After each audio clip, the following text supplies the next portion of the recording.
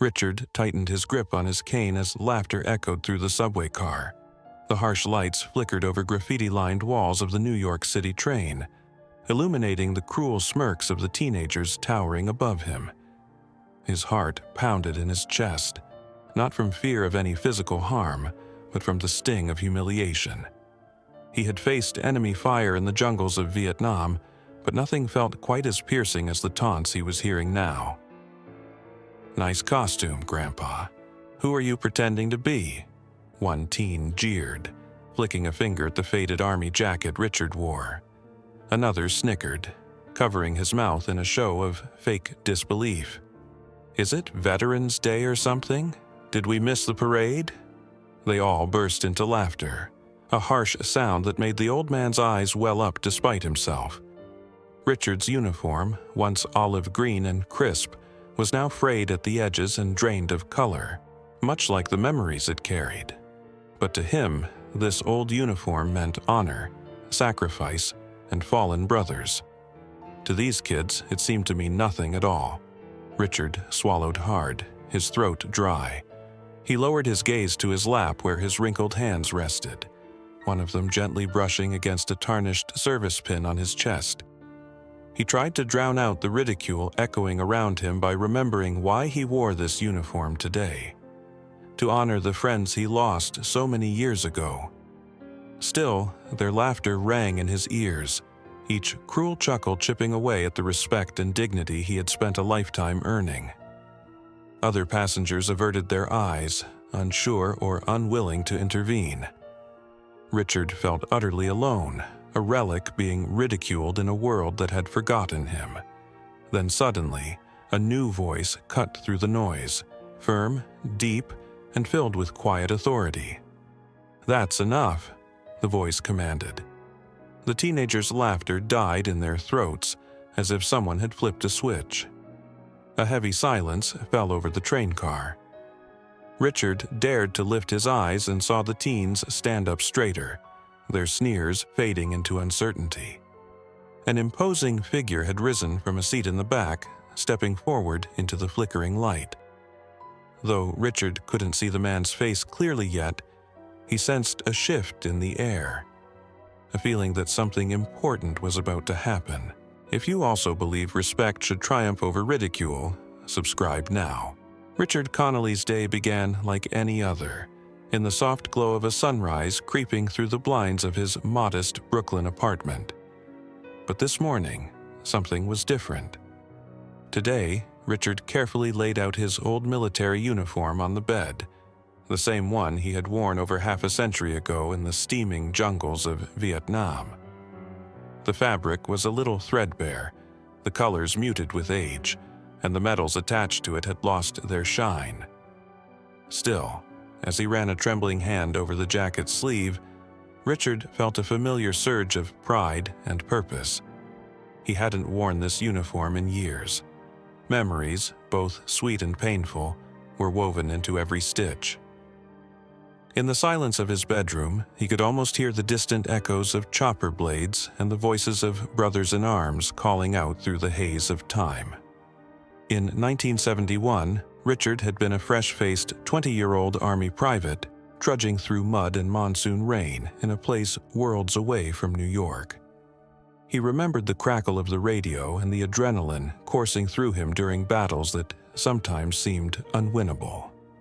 He remembered the night he earned the small Purple Heart medal now pinned to his chest, a night of chaos and courage when shrapnel tore into his leg as he pulled a wounded friend to safety.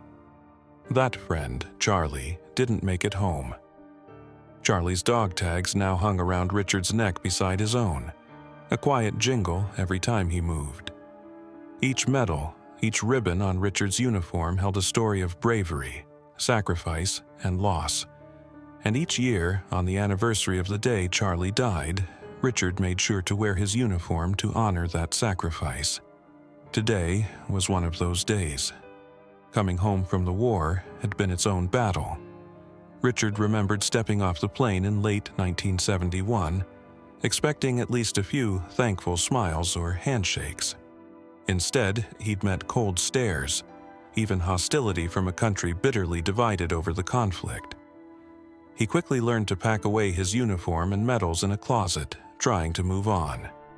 He found work as a subway maintenance worker, a job far removed from the rank and camaraderie of the Army, but it was honest work. For decades, Richard swept platforms, helped lost tourists find their way, and made small talk with regular commuters.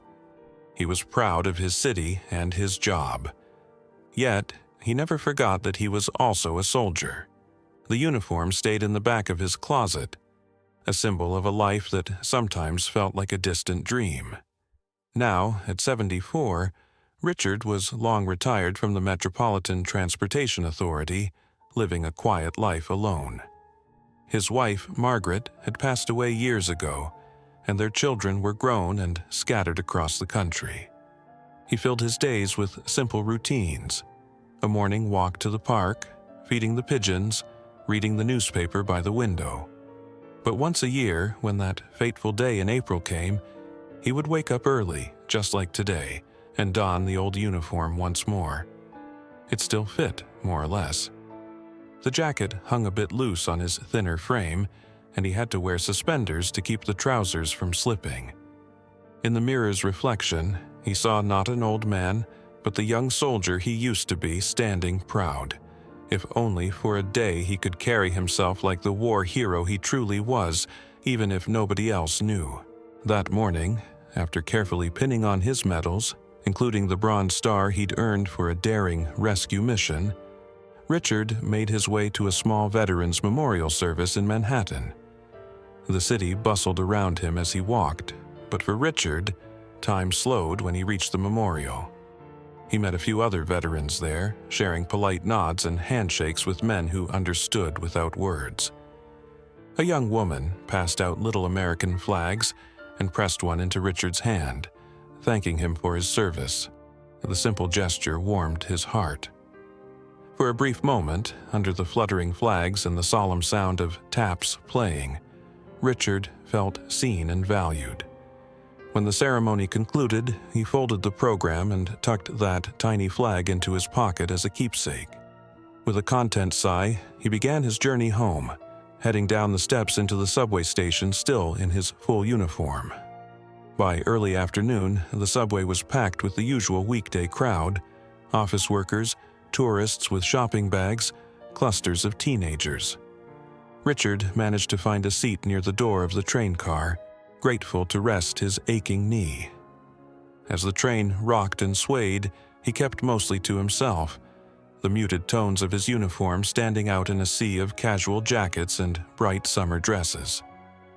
A few passengers glanced his way, some with curiosity, a few with faint smiles of respect. One little boy pointed at Richard excitedly, whispering to his mother and giving the old soldier a tiny wave. Richard chuckled and returned a polite salute, which made the child beam. However, not every gaze was kind. Further down the car, 3 teenage boys lounged by the center pole, talking and laughing loudly. Richard didn't pay them much mind until he noticed one of the boys gesturing in his direction. The teen whispered something to his friends, and they all snickered while staring openly at Richard. A sense of unease coiled in Richard's stomach as the train hurtled into a tunnel. He had seen that kind of look before, the kind that meant trouble for someone like him. Would you stand up for someone like Richard in this situation? The train lurched, and Richard blinked in astonishment at the figure now standing protectively beside him. From his seat, Richard's eyes traveled upward. Polished black dress shoes, sharply creased army green trousers, and a jacket adorned with colorful ribbons and medals that gleamed under the fluorescent lights. The man held a flat-topped service cap in one hand. On each of his shoulders, Richard noticed the glint of a silver star. A jolt ran through him as he realized this was a high-ranking army officer, a general, standing in his defense. The teenagers were just as stunned. The one who had been jeering froze with his mouth half open. He was a tall kid in a baggy hoodie, and the confidence was draining from his face. His 2 friends hovered behind him, exchanging anxious, wide-eyed looks. One of them muttered under his breath, "Oh man, that's a general or something," as if saying it aloud made it undeniably real. None of them had expected an authority figure, let alone a decorated general in full uniform, to be riding this subway train, much less to step in on behalf of the old man they'd been mocking. For a moment, nobody spoke. The only sound was the rhythmic clatter of the wheels on the tracks beneath them. The general's presence seemed to fill the entire car. He stood straight and unwavering, despite the gentle sway of the train, exuding a calm, commanding authority. Finally, the lead teen swallowed hard and attempted a weak smile, trying to play off the situation. We were just joking around, sir," he stammered, avoiding the general's eyes. There was no trace of the earlier mockery in his voice now, only a shaky attempt at normalcy. His buddies nodded quickly behind him, desperation in their faces as they hoped to diffuse the tension. General Beckett, as Richard would soon learn his name, fixed the boys with a firm, piercing gaze. His face was calm, but disappointment showed in his eyes.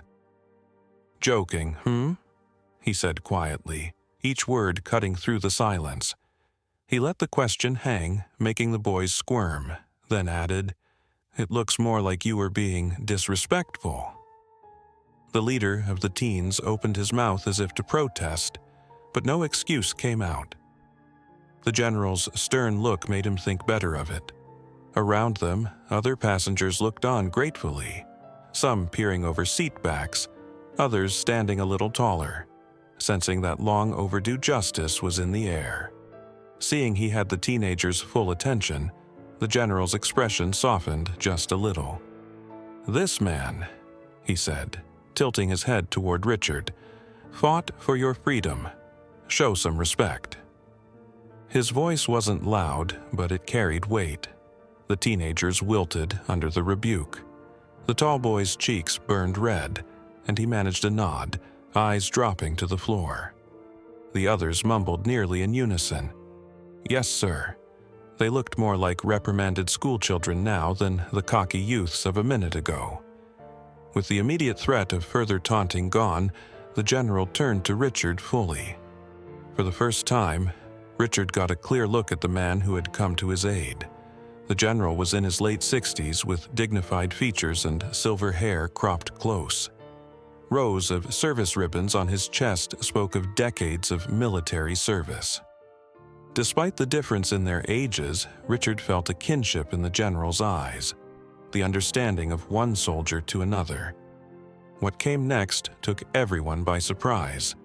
General Beckett drew himself up even straighter, and in a crisp motion, he brought his right hand up to his brow in a perfect salute, aimed squarely at the elderly veteran. He held that salute with pride and conviction. A collective gasp seemed to pass through the onlookers. The teenagers' jaws dropped. They had no frame of reference for what was happening, but they knew it was serious. Richard's heart nearly stopped. For an instant, he wondered if this was a dream. A United States Army general was saluting him, an honor Richard had never imagined he would receive.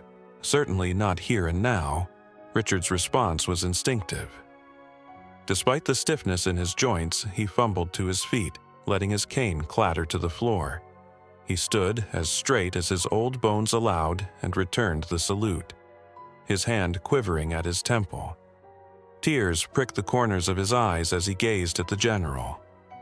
In that single exchange, a lifetime of hardship and sacrifice was acknowledged. Pride and validation washed over him. For the first time in over 50 years, Richard felt truly seen, as if all the gratitude he never received after the war was distilled into this one powerful moment. The humiliation from moments earlier evaporated, replaced by an overwhelming sense of honor. Around them, not a soul moved. One of the teenagers found himself standing at a semblance of attention, shoulders squared, perhaps without even realizing it. The leader simply stared, face pale and eyes glossy, as if he were witnessing something he couldn't quite believe. Another passenger had clasped a hand over her mouth, moved to tears by the gravity of what she saw. Richard held the salute a moment longer, a tear finally escaping down his cheek, disappearing into his gray stubble as the general gave a final respectful nod. If you believe in standing up for what's right and hope these boys learn a lesson, don't forget to subscribe. Slowly, the general lowered his hand, ending the salute, and a gentle smile softened his previously stern expression. Richard's arm fell back to his side, trembling from both the effort and the surge of emotion coursing through him. In that packed subway car, it was as if only the two of them existed for a heartbeat. Finally, reality seeped back in. The train's lights flickered and the smell of metal and concrete hung in the air, but the atmosphere had utterly changed. The tension and ridicule from minutes before had dissolved, replaced by a palpable wave of respect and awe. Before Richard could stoop to retrieve his fallen cane, one of the teenagers darted forward. The young man, who had been the loudest moments ago, now moved with deference. He picked up the cane and with shaking hands offered it back to Richard. "Sir, I'm sorry," he mumbled, his eyes downcast. Gone was the mocking sneer. In its place was a look of genuine remorse and shame. His friends stepped up beside him, nodding earnestly. "We're sorry, sir," one of the others added quietly.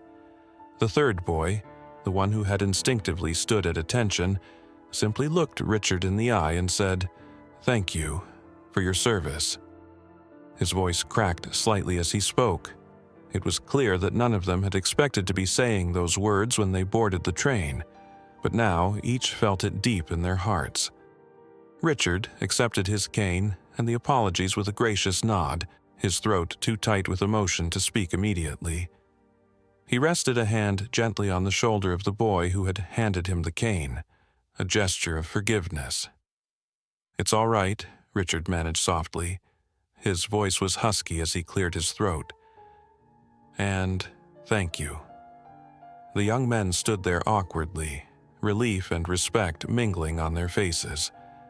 In that moment, they were no longer bullies or punks in Richard's eyes, just kids who had made a mistake and learned an unexpected lesson.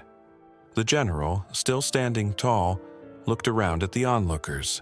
His own eyes were a bit misty now. He then turned back to Richard and extended his hand. "Major General Alan Beckett, U.S. Army, retired," he introduced himself, his tone now warm and personable. Richard switched his cane to his left hand and clasped the general's hand firmly with his right. "Richard Connolly, Sergeant, U.S. Army, retired," Richard replied, voice full of respect and a hint of disbelief. He let out a small, nervous laugh and added, "Vietnam, 1971. It felt surreal to be exchanging introductions like this on a subway, of all places.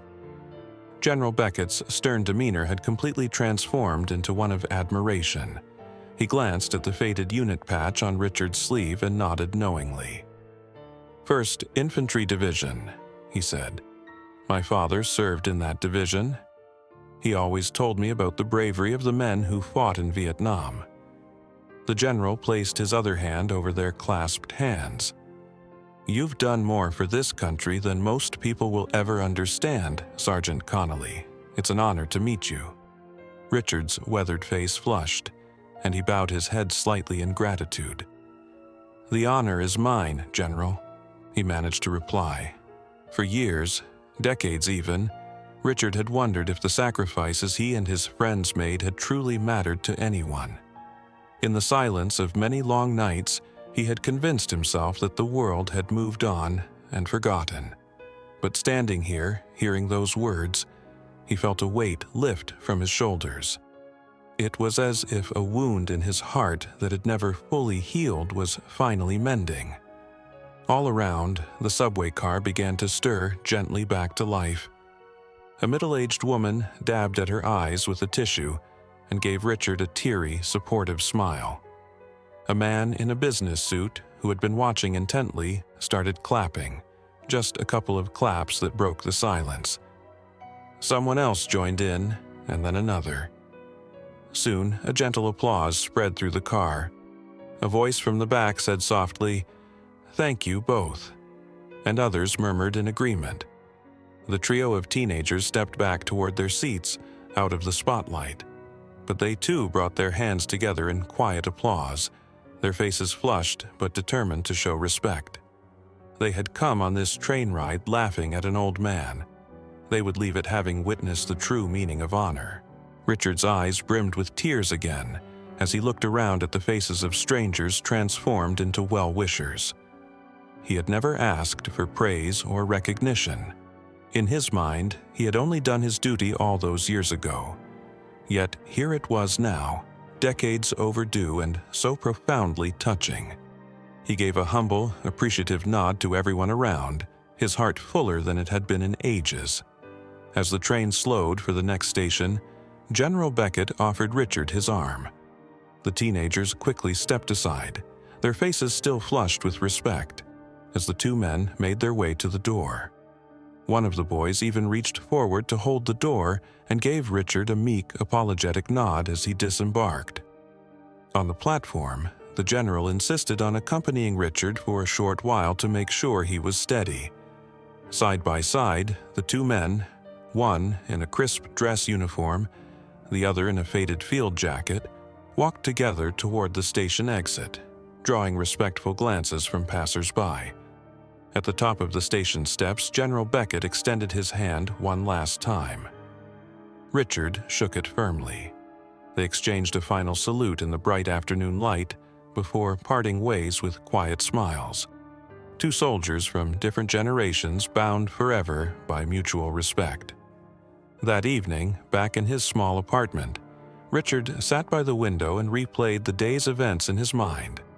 What began with hurt and humiliation had turned into a moment of honor he would cherish for the rest of his life. In the span of a single subway ride, his faith in people had been restored by one brave act of solidarity. Those who witnessed the encounter went home with a story of hope to tell and a renewed sense of what true honor means. And the young men who had laughed at him left with an unforgettable lesson in humility and respect. Richard gently ran his fingers over the worn fabric of his uniform, a soft smile on his face. He understood something deeply now. Respect isn't about shiny medals or spotless clothes. It's about the sacrifices and experiences that a person carries. It's earned through a lifetime of courage, kindness, and duty. That day on the subway, a general's simple salute had shown everyone that truth. In the most unexpected of places, respect triumphed over ridicule, reminding them all that real honor lives in the heart, not in appearances.